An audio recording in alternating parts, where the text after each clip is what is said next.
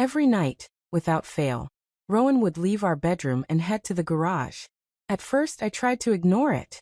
I told myself she was tired, stressed, or just needed a little time alone. I even convinced myself it was normal for couples to have secrets. But something about the way she moved, quiet and careful, made my stomach tighten. That night, curiosity and fear won over. I waited until she slipped out again. Then I followed her silently. The house was dark and still, and my footsteps felt heavy in the hallway. When I reached the garage, I stopped behind the corner, holding my breath. The light was on inside, casting long shadows across the floor. I could hear voices, soft and familiar, and a laughter that made my chest ache. I pressed closer to the window, careful not to make a sound. There she was, sitting in our car, smiling at someone I didn't expect. My mind raced, heart hammering in my chest. I had never seen her like this, never thought she could keep something so hidden from me. The shock was crushing. I wanted to scream, to run away, to demand answers, but I couldn't move. My hands were trembling, and the reality of what I was seeing felt like a punch. For the first time, I realized how little I actually knew about my own marriage. Rowan, the woman I trusted completely, had a secret life right under my nose. I felt anger, betrayal, and heartbreak all at once, twisting inside me. That night, something changed. I could no longer pretend everything was normal. I had to know the truth, and I had to decide what I would do with it. The life I thought I had, the trust one thought was unbreakable, was gone in the span of a single moment. Rowan's distance didn't start overnight. It began slowly, almost unnoticeable at first. Her replies to my messages became short, sometimes just a single word. She smiled less, and when she did, it felt forced, like she was wearing a mask. Our conversations that once lasted hours now ended in a few minutes, and even then, I could sense her mind was somewhere else. I blamed myself. I told myself I was working too much, that I hadn't been present enough. Maybe she was tired of my long hours at the office. Or maybe I had missed the signs that she needed more attention. I started adjusting my schedule, cutting down on late nights, planning little surprises, hoping to fix what I thought I had broken. Even our routine had changed. Rowan began taking long showers late at night, sometimes after I had gone to bed, sometimes leaving the bathroom door slightly ajar. I told myself it was normal, that maybe she just wanted a little quiet time alone. I ignored the nagging feeling in my chest that something was off. Even when she laughed less, even when her touch felt distant, I convinced myself it was just stress, or maybe just a phase. Our 5-year marriage had always seemed solid to me. I wanted to believe it was unshakable, that we were safe. But the more I ignored the small changes, the more the distance grew. By the time I followed her to the garage that night, it wasn't just curiosity that drove me, it was a need for answers. All the short replies, the forced smiles, and the late-night showers had been warning signs. I had brushed them aside, telling myself I was imagining things. Now, standing outside the garage, heart pounding, I realized I had ignored too much for too long. The truth was waiting inside, and there was no turning back. That night, something felt different. I was in the living room, pretending to read, when I saw Rowan slip out of the bedroom. But this time, she was holding her phone tightly, almost clutching it like it was a lifeline. Her fingers didn't tremble from nervousness. They moved quickly, as if she was sending a secret message. Before heading to the garage, she paused by the door and whispered something under her breath. I froze, trying to catch the words, but they were soft, almost intimate. It wasn't the kind of whisper someone stressed or anxious would make. There was a familiarity in it, a closeness that made my stomach drop. My heart raced. Something in that sound told me she wasn't alone. I had ignored so many signs before. Her distance, the forced smiles, the late-night showers. But this was different. This felt deliberate, hidden. She wasn't just taking time for herself. She was sharing moments with someone else. I wanted to deny it, to tell myself I was imagining things, but the way she held the phone and whispered made it impossible. I stayed behind the couch, silent, watching her move down the hallway. Every step toward the garage felt heavier, like the weight of what I was about to discover was pressing down on me. I realized then that my marriage wasn't as solid as I thought. Rowan was keeping secrets, and whatever she was doing in that garage, It wasn't something she wanted me to see. For the first time, suspicion turned into certainty. I couldn't ignore it anymore. I had to know the truth. That soft whisper, that tight grip on her phone.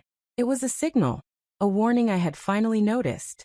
And as she disappeared into the garage, I followed, knowing that whatever awaited me inside would change everything. Watching them through the glass, I felt my chest tighten with a mix of anger and disbelief. This wasn't just a harmless secret or a few late-night conversations. The way Rowan leaned in toward Brennan, the way he rested his hand casually on the car door, the smiles they shared, it all spoke volumes. Every gesture, every glance said more than words ever could. I realized then that this had been going on for a long time. Weeks, maybe even months. All those nights she said she was tired or needed space. All the moments I blamed myself for not being enough. They weren't about me at all. They were about him. The betrayal wasn't just emotional. It was deliberate, calculated. They had been hiding this carefully, thinking I would never find out. Memories of the small changes I had ignored flashed through my mind. The short replies, the forced smiles, the late-night showers. It all made sense now. Those weren't random behaviors. They were signs I had overlooked, proof of their secret life behind my back. The weight of it crushed me, and for the first time, I truly understood how deep the betrayal went. I wanted to rush forward, to confront them immediately, but a strange calm washed over me. I needed to see the full truth, to understand everything before making a move. The anger burned inside me, but so did a quiet determination. They had thought they were clever, that they could hide this forever. But I wasn't blind anymore. Rowan and Brennan had crossed a line I never imagined. They weren't just betraying my trust. They were taking pieces of my life that I had valued most. And as I stood there, hidden in the shadows, I knew that this double betrayal would not go unanswered. I had to decide carefully how I would respond, but one thing was certain. My life would never be the same. I stepped back from the garage window, my hands still trembling, my heart still racing, but I didn't confront them. I didn't yell, I didn't cry, I didn't run. Instead, I walked slowly back into the house, closing the door behind me as quietly as possible. The cool night air followed me in, but inside, something inside me shifted. All the shock and anger didn't make me react rashly. Instead, it made me calm, calculated. If Rowan and Brennan could lie, sneak around, and betray me so easily, I realized I could respond just as carefully. There was no need for a dramatic scene. Yelling or confronting them now would only give them a chance to hide more, to cover their tracks. I needed patience, control, and a plan. I went to the kitchen and sat down, my mind racing through every detail I had witnessed. Every laugh, every whisper, every secret meeting. I replayed it all. My anger was still there, burning quietly, but it was now joined by determination. I wasn't going to let this betrayal destroy me or ruin the life I had worked for. Instead, I would take back control, step by step, in a way that they wouldn't see coming. For the first time, I felt a strange clarity.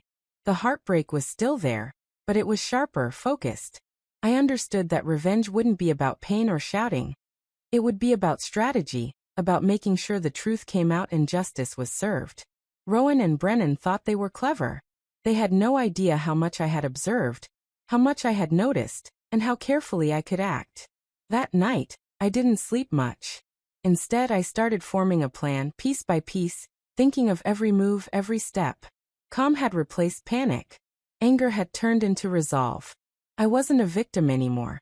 I was ready to reclaim what they had taken from me, and I would do it on my own terms. The next week, I became careful and methodical. I watched Rowan and Brennan without letting them see me, noting every late-night trip, every moment they spent together. I kept a small notebook with times, dates, and details of what I saw. Nothing escaped my attention.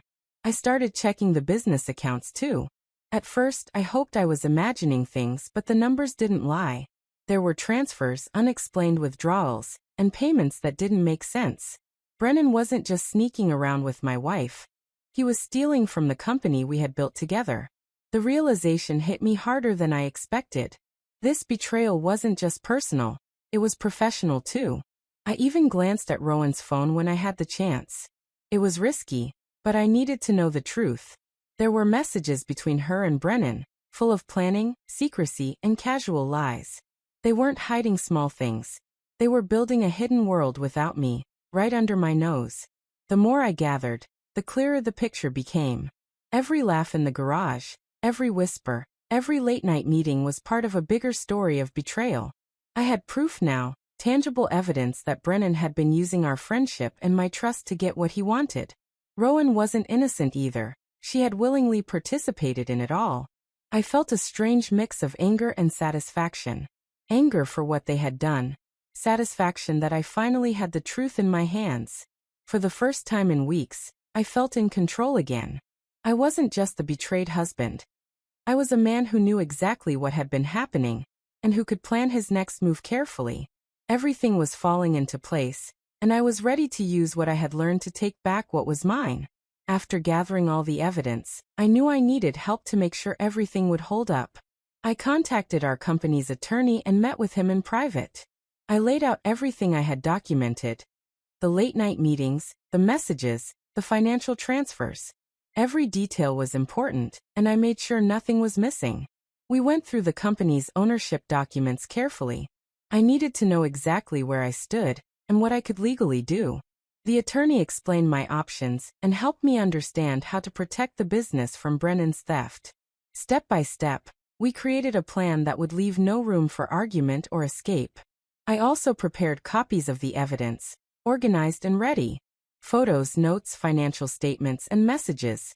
All of it clearly showed the betrayal and dishonesty. Rowan and Brennan thought they were clever, that no one would notice their hidden meetings and stolen money. They didn't realize I had been watching, recording, and planning every move. For the first time, I felt a sense of control. The shock and heartbreak were still there, but now they were mixed with quiet determination. I wasn't acting out of anger alone. I was acting strategically. Every step I took was calculated, measured, and precise. Patience had become my ally. Rowan and Brennan thought I would confront them immediately, yell, or make a scene, but I waited. I watched. I collected proof. And now I was ready. The betrayal they thought was hidden would soon be exposed, and the consequences would be theirs to face. I left the attorney's office feeling a strange mix of calm and power. I knew exactly what I had to do. This wasn't just about revenge. It was about justice, reclaiming what was mine, and making sure they couldn't hurt me or the business again. Every piece was in place, and the next move would change everything. That night, I decided it was time to act. I pretended to go to bed early, letting the house grow quiet around me. I lay there, listening to every sound, waiting for the familiar creak of the bedroom door, and the soft footsteps that told me Rowan was on her way to the garage. My heart pounded, but I kept my breathing steady, knowing I had to stay calm until the right moment. When I heard her slip out, I waited a few more seconds, letting her reach the garage before I moved. I didn't hide this time. I didn't watch from the shadows or peek through a window. I walked confidently toward the garage, opening the door and turning on every light. The sudden brightness filled the space, illuminating everything inside.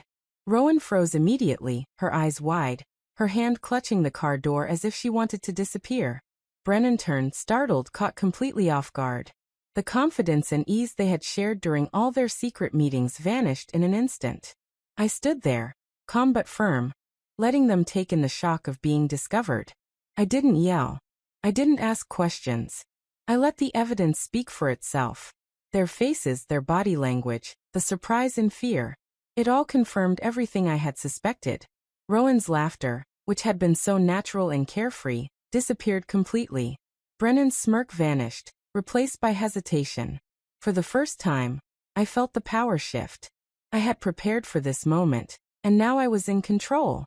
The secrets, the lies, the betrayal, they were all out in the open. I had created the setup carefully, and now, with every light blazing in the garage, Rowan and Brennan could no longer pretend or hide. The game had changed and I held all the pieces. Rowan didn't move. She just stood there, eyes wide, staring at me as if the world had shifted beneath her feet. Brennan hesitated, then stepped out of the car, his words stumbling over themselves. He tried to explain, to make excuses, to twist the story, but I didn't let him speak. I walked to the hood of the car and calmly laid out the evidence I had gathered over the past week. printed bank statements showing the transfers, notes with every late-night meeting, and photos capturing moments I had witnessed. All of it spread out clearly for them to see. Each piece was proof of their lies, their betrayal, and their theft. I could feel the weight of the moment. The shock on their faces was satisfying, but I didn't gloat. I didn't yell. I just stood there, letting the truth sink in. Rowan's confident posture melted into something smaller, unsure. Brennan's smirk was gone, replaced by fear and regret. Then I said the words that made them freeze even more. I already fixed it. They blinked, not understanding at first. I let the silence stretch, letting the statement hang in the cold garage air. I didn't need to explain. The evidence and those 4 words said everything. I had taken control. I had stopped the theft, secured the business, and ensured that their betrayal would cost them. For the first time since discovering their secret, I felt the relief of being in control. They had underestimated me, assumed I would react with anger or panic, but I had been patient. I had planned every step carefully. Now, standing in the bright garage, watching them realize the consequences of their actions, I knew the tables had turned completely. The confrontation wasn't about shouting or fighting. It was about clarity, truth, and justice, and I had delivered it perfectly. The next morning, everything was already in motion. I had gone to the attorney early and made sure Brennan was legally removed from the company. His position, his access, his control gone. Every transfer, every document, every hidden account was now under my protection. The betrayal that had threatened my life and my business was finally contained. Divorce papers had been prepared the night before. Rowan didn't argue. She didn't try to fight it. I left them on the kitchen table and walked out without a word. The house was quiet, the tension heavy, but the weight of their lies was finally lifted. The garage, the secret space where they thought they were safe, had become the place where everything collapsed. Rowan had lost her marriage, the life we had built together over 5 years gone in an instant. Brennan had lost not just his friendship with me, but his place in the company he had trusted would protect him. The betrayal had cost them both far more than they ever imagined. And me? I walked back into the house alone. The silence felt strange at first, but it wasn't empty. It was freeing. The anger and heartbreak I had carried for weeks were still there, but they had been replaced with clarity and strength. I had faced the lies, the cheating, and the theft, and I had come out on the other side. I didn't feel weak, I didn't feel broken. Betrayal had tried to destroy me, but instead it rebuilt me. Every step I took after that morning was with purpose, with focus, with the knowledge that I could overcome anything. The pain had shaped me, hardened me, and reminded me of my own power. For the first time in a long time, I felt in control of my life again. I was alone, yes, but stronger, wiser, and ready to move forward without the weight of their deceit holding me back. The chapter was over, and I was ready for whatever came next. Some stories don't end, they follow you. If this one stayed in your mind, you know what to do.